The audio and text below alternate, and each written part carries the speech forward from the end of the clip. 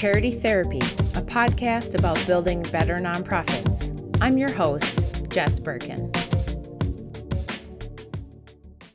Hey, Megan. Hey, Jess. How's it going? It's going good. I'm hunkered in the home office. So am I. Right on. Hunkered down, yeah. So, for today's podcast, I thought it would be fun if we did one Q&A where you tee up the question and people can think about it, and then we'll answer it at the end of the episode. Awesome. I've got a question here for you, Jess, all right? Okay. And I'm guessing other nonprofits are having the same question, so this one might be all helpful. Right. Good. So this person says, I'm a member of a marching band booster association, and we've always had attendance issues at member meetings. But now that the coronavirus is here and we have a stay-at-home order in our state, how can we possibly get a quorum? Do we still need to meet? Okay. I bet a lot of nonprofits are dealing with that. So, listeners, brew on that, and we will answer that question at the end of our episode.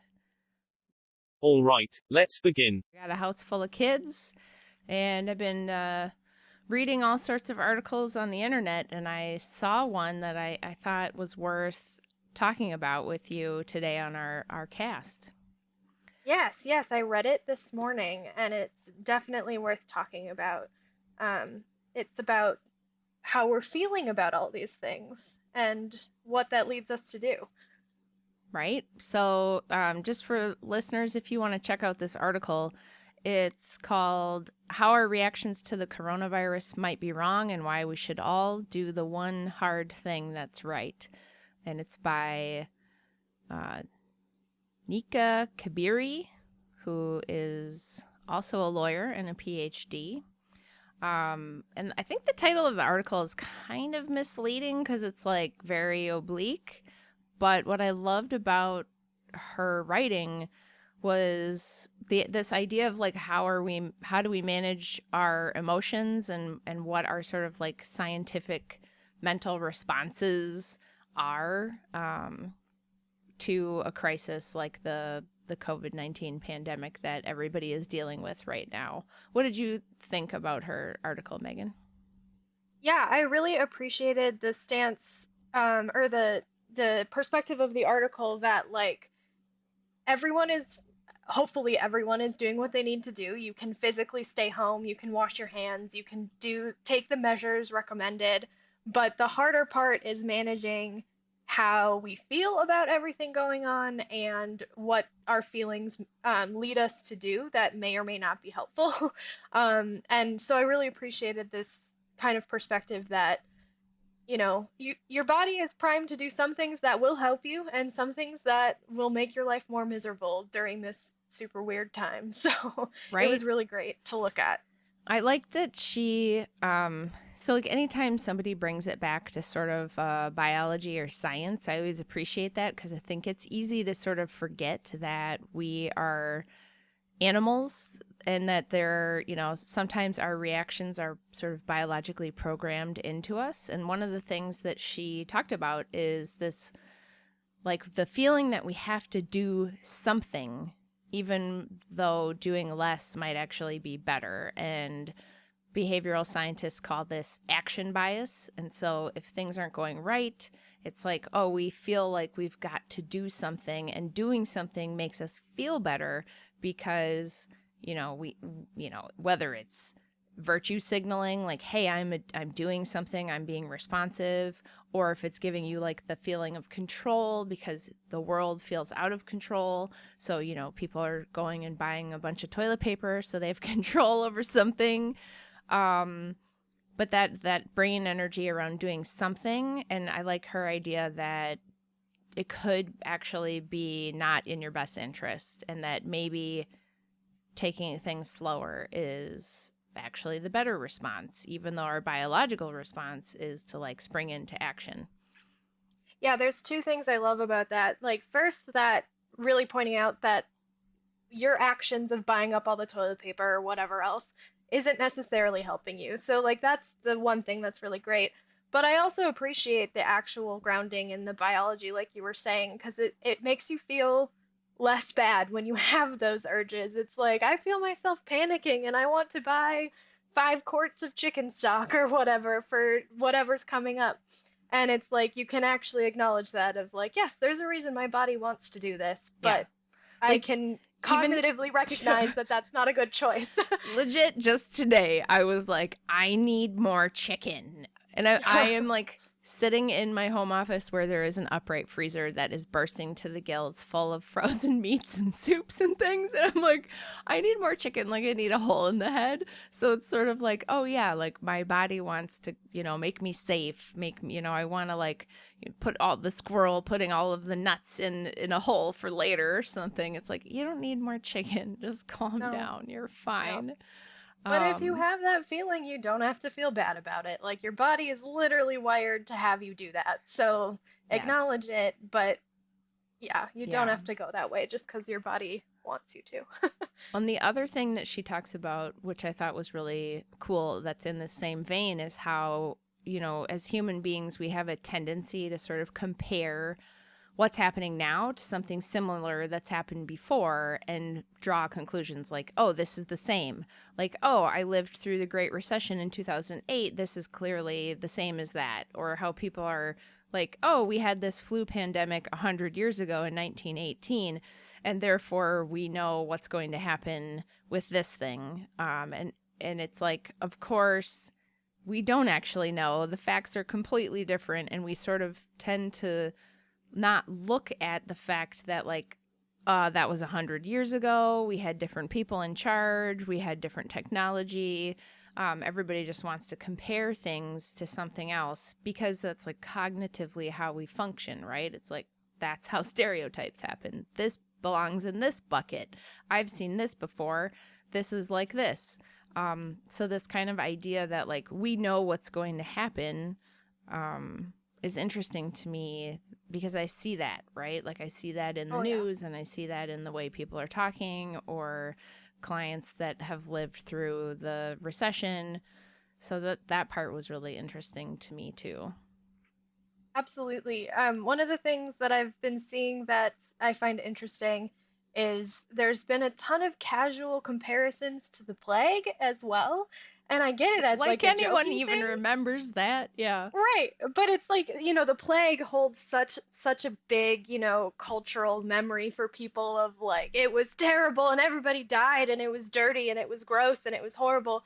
And even the casual jokey references, I think, it helps to step up the level of panic um by comparing it to this huge like historical moment where millions of people died. Um Yeah. it's like check your comparisons a little bit because even if you're doing it in a jokey manner, um, Right, because you know, our brain wants to draw similarities so we understand, right? And that's right. getting back to that idea of control again.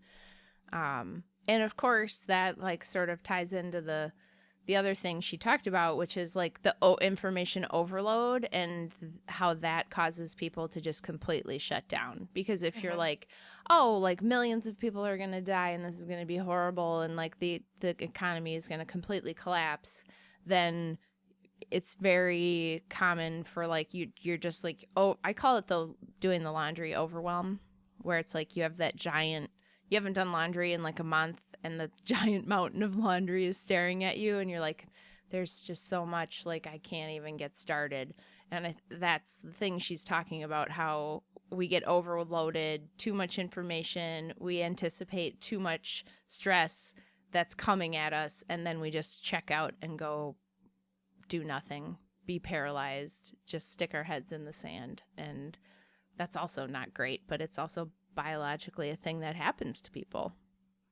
Right, you can only cope with so much at once, and when so much of the information that you can consume is inflammatory or not entirely accurate, it really complicates the whole matter because it's sort of like, if you're consuming information that says this is all a hoax and you're overwhelmed with the fact that the whole world is coming to a halt over a hoax, and then you bury your head in the sand. That's the belief you're left with, and vice versa. If you believe that everyone is going to die, and it's all terrible and we're doing nothing to do it to prevent it, and you go bury your head in the sand. Like, you don't know what's truly going on, um, both on the big scale level and what individual people can and are doing.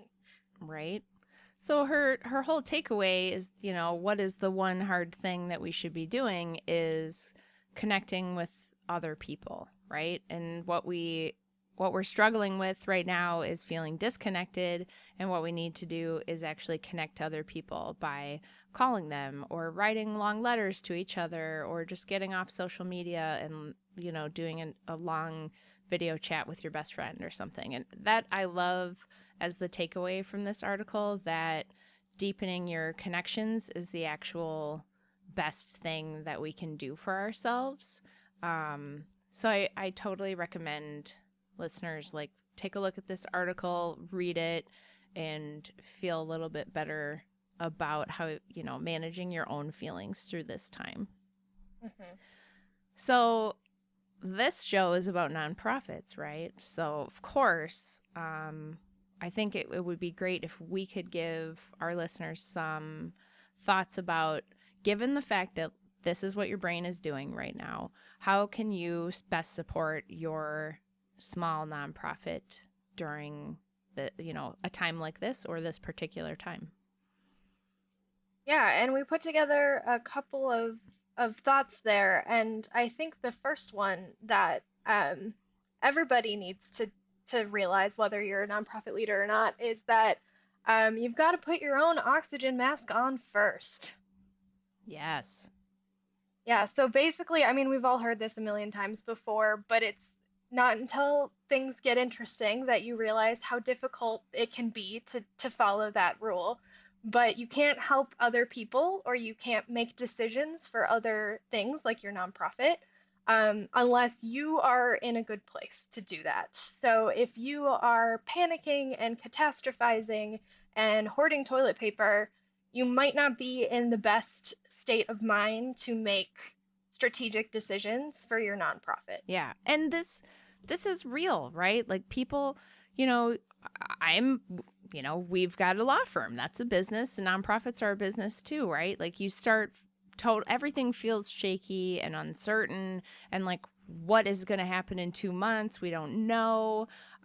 So if you're trying to figure that things out for your nonprofit, you really don't want to be making a decision from a place where you are just mentally completely strapped. So like, get your mind right, take the time, do your meditation, do your workouts, read a book, get off the news, whatever it is, like take care of you so that you can make good decisions for your nonprofit. I think that's super good advice. And with that article, what Dr. Kabiri was saying, it's like the action bias. It feels unproductive to do those things. Like it's sort of like we need to jump into action and make the decision for the nonprofit right now after the, recent executive order came out an hour ago or whatever. Um, so it feels not intuitive, but that is, the first step we have to make in order to make the good decisions for the nonprofit instead of just the fast ones. Yep, totally. So the second thought that we had was, and this is based on our own experiences with clients and colleagues and friends and family, is right now in a time where it's everybody is going through the same thing. You have to forgive other people. People are acting weird. People are like super emotional, and their stuff is coming out sideways. I am definitely seeing a lot of people overreacting, underreacting, being snippy, being grumpy. Um, that has like nothing to do with anything other than they are just also really stressed out.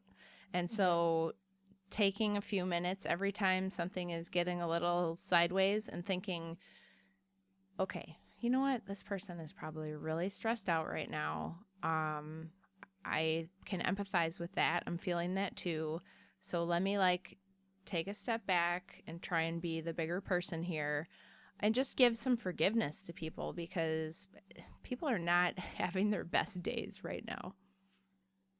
And I think that can extend to yourself as well of, forgive yourself if you snap at someone or whatever, and take a moment and realize, hey, that was a stress response, and maybe apologize, and, open those doors of communication and recognize those behaviors in yourself too, because it's, it doesn't help anyone to be in a petty argument over, snippy comments or something like that right now. Yeah, like you're going to make mistakes and other people are going to overreact to your mistakes.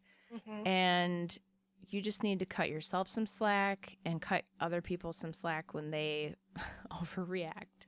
It's just forgiveness, understanding. That's a core thing. So our third thing is to preserve your core infrastructure at your nonprofit if you humanly can do it. Megan, what's your take on this?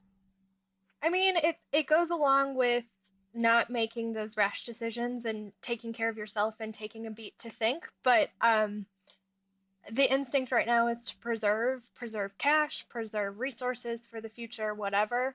But this isn't necessarily a time to cut out all expenses possible. Say, we don't need our marketing advisor, we don't need our CPA anymore, we don't need a bookkeeper. All those people are support your nonprofit. So Yeah, this might not be the time to cut them all out all in one I fell swoop. I know a bunch of people that do freelance marketing, graphics. I know a lot of fundraising consultants, and I cannot tell you the number of stories I'm getting about nonprofits that are cutting their fundraising. And everyone's response from the professional consulting side of things is like, "Are you insane?" It's a knee jerk reaction coming from that place of like I got to take action, Hmm. and being in a bad emotional state. Yeah, can you just continue on like nothing ever happened? No, but you do still need to fundraise, and you do still need to have the financial advice of your CPA and your lawyer. That's what's going to get you through the difficult time. So, like, don't cut off your nose to spite your face right now. Preserve your core infrastructure, take a deep breath, really do some assessments, learn to do a cash projection if you don't have one. Um, there are ways to think about this without making like immediate deep cuts to your infrastructure that is literally what like holds your organization up. And I think don't make the mistake of thinking that your board and your volunteers and your staff will just like be able to totally fill in. Like no no they won't. That's why you actually have those professionals around you, because they're experts at what they do, and that's what makes you strong. Right. If your board and staff and volunteers weren't able to take care of your marketing and your bookkeeping and everything else in great times, everybody else is dealing with the same levels of stress. They have childcare concerns they didn't have before, different things like that. They're probably not able to add a huge workload onto their plates in addition to what they normally do for the organization. Yeah, which leads us to our fourth and final tip, which is don't make bad choices. Easier said than done, right? Right? I mean, the problem is like everything feels like it's a hard decision to make because the landscape, it's like things in the pipeline are shifting. The legal landscape keeps like sort of changing under your feet, and it feels like that Kevin Bacon Tremors movie where like some giant worm might come out from under the ground and like eat you any second if you don't do something. Get the elephant gun loaded. Um, but that feeling isn't an excuse to act rashly or to like rush into action mode. And yes, action does feel productive. That's biologically, we're programmed to feel good when we're taking action. Um, but you've got to take a beat and think things through. Go for a run. You want to take some action, make some soup, bake some bread. Like that's what I'm doing. Hmm. Um, it's really the feeling of feeling better when taking action can be attained through other things that don't involve making a huge decision in a rush for your nonprofit organization. Like call your professionals, consider your options, forgive the other board members for being emotional or grumpy or cantankerous in the meeting when you discuss it. Yeah. Yeah, I mean, it's just as productive. It might not feel it in the moment, but it's more productive to call your lawyer, call your consultant, whatever, start doing the research than it Or is to fire or off a it's bunch of press more releases. productive to go watch some Netflix for a couple of hours. Exactly. Honestly. You know what I mean? Exactly. Like take a break. Where I Yeah. feel like everybody is in this like crazy cycle right now, Hmm. and myself included, right? Like I am forcing myself to watch like cute movies with my kids and like Hmm. take a bath and have a glass of wine and like no, I'm not allowed to look at the news during that time. Yep. And I'm not allowed to make rash business decisions, like all of it. And Yep. that's really good advice for every small nonprofit, because a small nonprofit is, that probably doesn't have a lot of cash reserves, probably doesn't have a diverse portfolio of fundraising options. And it feels really Hmm. scary right now. But the best thing you can do is just slow down and call in your team, take 10 deep breaths, and just take care of yourself. What's next, Governor? All right. We still need to get you the answer to that nonprofit question from the beginning. If you've forgotten, here's the question. I'm a member of a Marching Band Booster Association, and we've always had attendance issues at member meetings. But now that the coronavirus is here and we have a stay-at-home order, how do we get a quorum, and do we still need to meet? Yeah. So you do still need to meet depending on what your bylaws say, right? So number one is yes, if your bylaws say you need to meet, then you should probably be meeting. It also depends what your state statute is. Like here in Minnesota, legally boards only have to meet once a year, but if your bylaws say something else, like monthly or quarterly, then you should be following that. This is a totally common question, even when we're not in the middle of some weird pandemic. How do we get a quorum when it's really hard for people to make it? My answer to that is almost always you can have remote participation. People can call into a conference call line. People can come in by FaceTime or video chat, Skype, Zoom, whatever. If you have the capacity to hold the entire meeting virtually, you can totally do that. There's nothing that says that you can't do that. The biggest thing is making it so that people who participate remotely can contemporaneously participate in the discussion. So you're not going to take a vote without everyone being able to hear and participate in the discussion is the main thing. Now, a lot of people's bylaws don't actually say that they can have remote participation, but certainly in a state of emergency is declared in your state, that gives you license to have remote participation. But also your state statute might already give you the ability to take written action without a meeting or have remote participation. I know here in Minnesota, our nonprofit statute allows for that. So even if your bylaws are silent, the state statute's got your back. So your state statute might not have that, but obviously if there is a state of emergency or the board decides in its fiduciary duties that it's in the best interest of the organization to meet remotely for the health and safety of members, then you can certainly resolve to do that. So that's my answer. So stay home and get that quorum. Yeah, and we actually have some instructions for how to hold a meeting over Zoom. So if you want to grab a copy of those, just head on over to birkenlaw.com and check out our articles page, and we'll post the link in the show notes. All right, folks, that's our show. Be sure to follow me on Instagram or Twitter at Jess Birken.